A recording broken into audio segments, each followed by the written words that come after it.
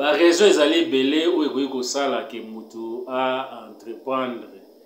Alors parmi ba raison wana nde ezali ke mutu akoki kopona ke ngai nazali ko entreprendre pona raison songolo ou bien raison pakala. Alors parmi ba raison ekoki sala ke mutu a entreprendre, peut-être ozana posa obakisa mbongo na oyo oza kozwa na moment oza kosala, eza une raison. Mutu akoki kozala pe na raison comme azana posa azwa mbongo ebele, eza une raison. Mutu akoki kozala na posa asala ke alingi akoma propre patron na ye moko, eza une raison. Mutu akoki kozala na raison po ya moni ke ezali nde à travers kosala baffaire nde bako reconnaître ye na kati ya société, eza une raison.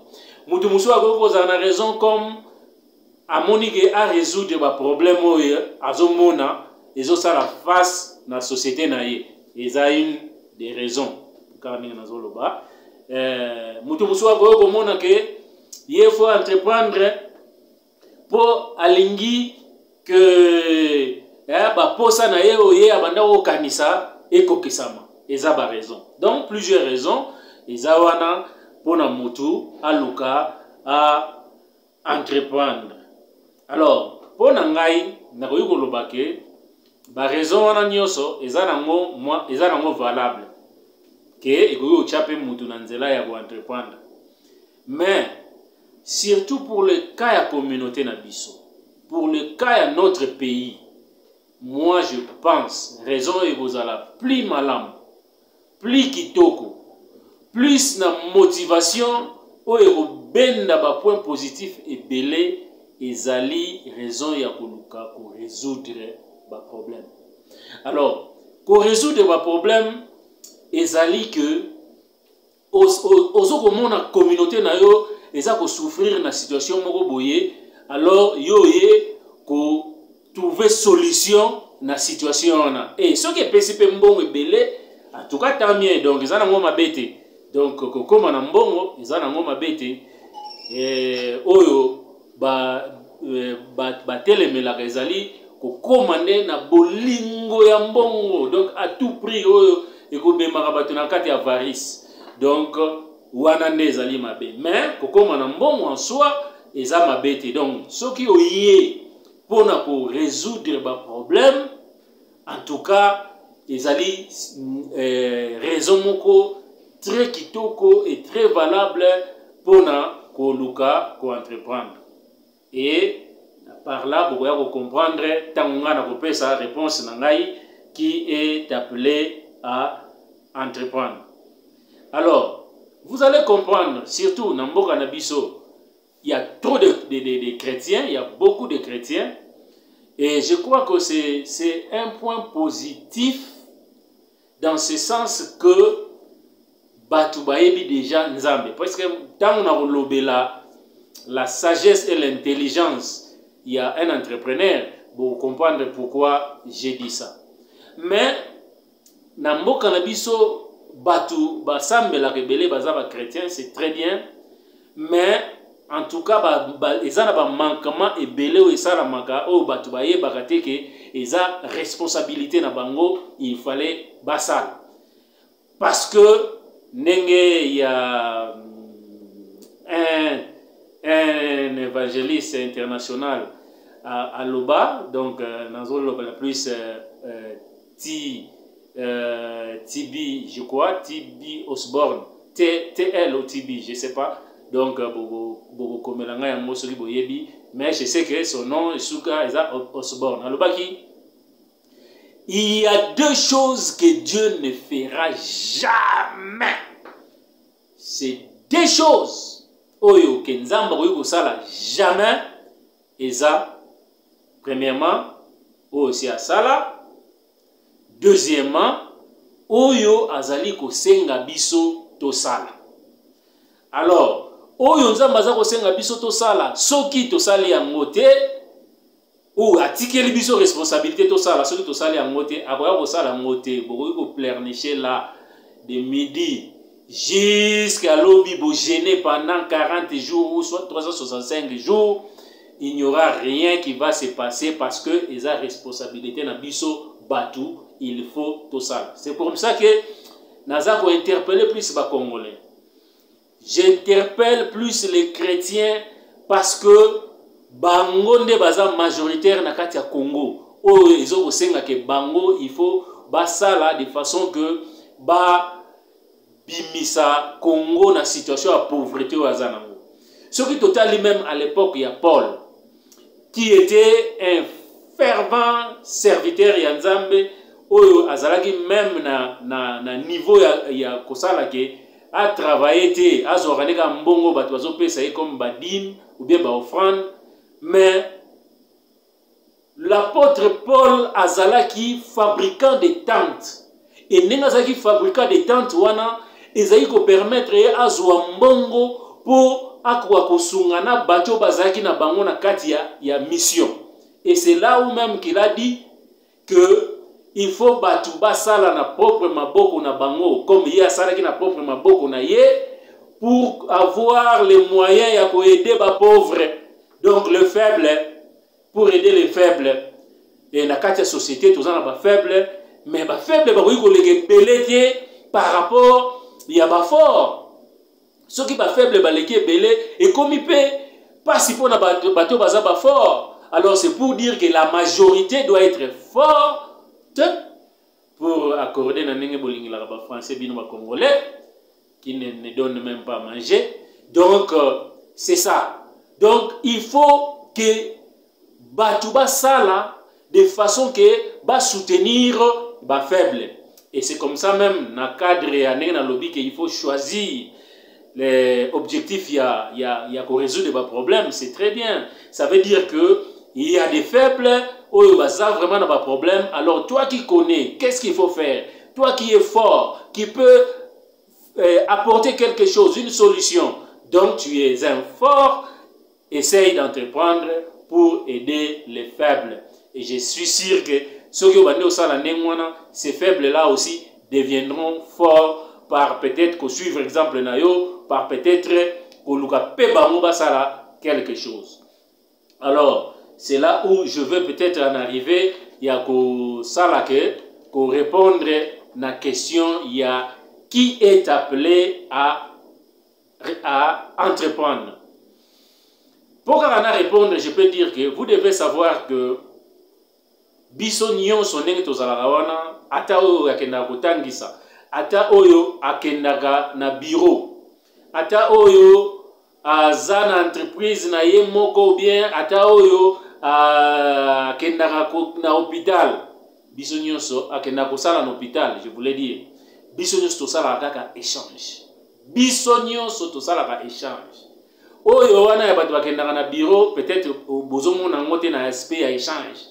Mais en réalité, nous ne faisons que de l'échange biso nyonso. Et cet échange-là, yango esala ke batu va évoluer, batu va améliorer vie na bango, batu va améliorer tout ça. Donc, c'est en réalité ça. Alors, comme bisognos tout ça la échange, et ce qui est au boy ko sala, ou ce qui est au boy ko entreprendre, ou ce qui est au boy ko luka, ko trouver ma solution ou na problème ya yo, ya famille na yo, ya bandeko na yo, ya communauté na yo, nenga et l'Obama nakati ya Bible, surtout vous pour les Congolais, et l'Obama que celui qui ne travaille pas ne mange pas non plus. C'est pour dire quoi? C'est pour dire que, na répondre maintenant à la question, tout le monde est appelé à travailler, tout le monde est appelé à entreprendre. Donc, comme tout le monde est appelé à entreprendre, même vous, Ataba Pasteur, ils ne font que de l'échange. C'est-à-dire, ils sont consacrés na musala moko boye. Et rémunération na bango, ezali na forme Nzambe a établi ça, tu peux ça ba dîme, tu peux ça ba offrande, et c'est comme ça qu'on fait de l'échange. Donc, ceux qui pasteur a bloqué bandiminae, de façon que ba travailler ou bien azaro zoa bango timing par rapport à ce qui est normal, ça veut dire que azaro freiner bango bakota na kati ya loi wana te ya ko échanger ou ya ko travailler ndenge Nzambe alingela ki depuis na ndenga salaki mokili depuis l'ancien temps, depuis le commencement. Donc c'est ça. Donc c'est pour dire que tout le monde, je réponds donc, tout le monde a ça appelé yako entreprendre. Donc tout le monde a ça appelé à travailler. Mutu oyo a ça appelé ya ko travailler. Ceux qui osent travailler te, ça veut dire que vous êtes contre même le principe où Nzambe a établi ça. Alors, à partir de Yalelo, vous voyez que tu es appelé à entreprendre. Toi qui me suis là, tu es appelé à entreprendre, tu es appelé à travailler. Awa toki lobake, ceux qui ont la entreprise na yo mokote ou bien activité na yo mokote kene koluka musala. Ceux qui ont kosala musala te sala activité oyo yo sala même de yo moko ou aider mutu alinga sala activité moko boy. Et c'est comme ça que vous allez participer à échanger, c'est comme ça que vous allez appeler au kokape kolia. Kosenga, ce n'est pas bon.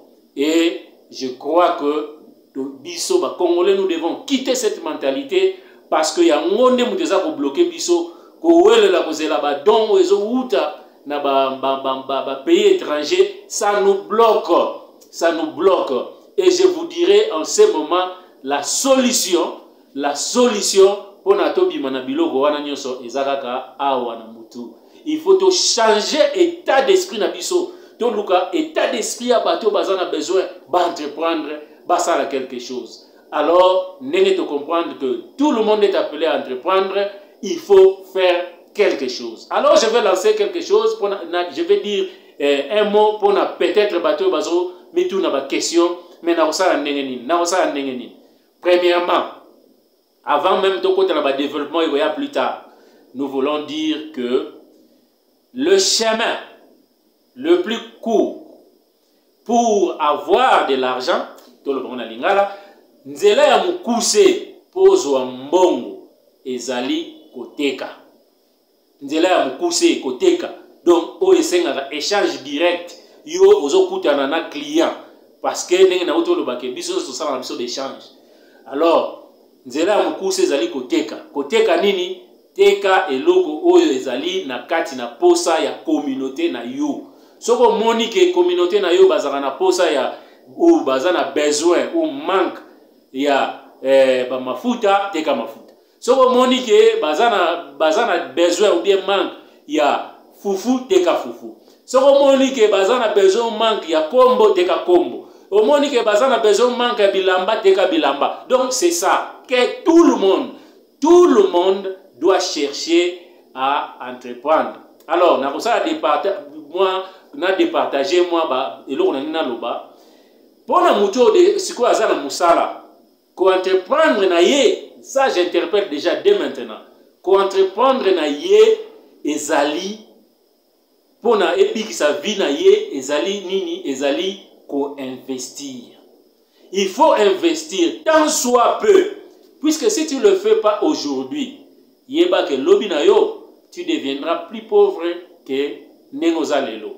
Parce qu'au moment où tu es actif, tu n'entreprends pas pour résoudre les problèmes financiers, sache-le que dans ta vieillesse, tu deviendras plus pauvre que Nengozalelo. C'est comme ça que Nazako Senabino beau s'inscrire dans la chaîne Oyo, puisqu'il y aura des paroles, puisqu'il y aura des phrases, des mots qui vont déclencher votre état mental, il y a plusieurs connaissances. Je l'ai même dit dans le numéro le kaki. Alors venez et vous allez comprendre que Ezala qui est vraiment très bien pour que chaîne Oyo et banda kolobela na makambo Oyo. Il y a de l'expérience, il y a de la connaissance, il y a aussi moi état d'esprit au ezo sala que to meka ko améliorer au to sala kala. Donc bo ben sabande konabino ba s'abonner, vous allez m'encourager et je vais continuer. Si vous me laissez, j'abandonnerai. Donc ça ne cassera pas les carreaux et parce que j'ai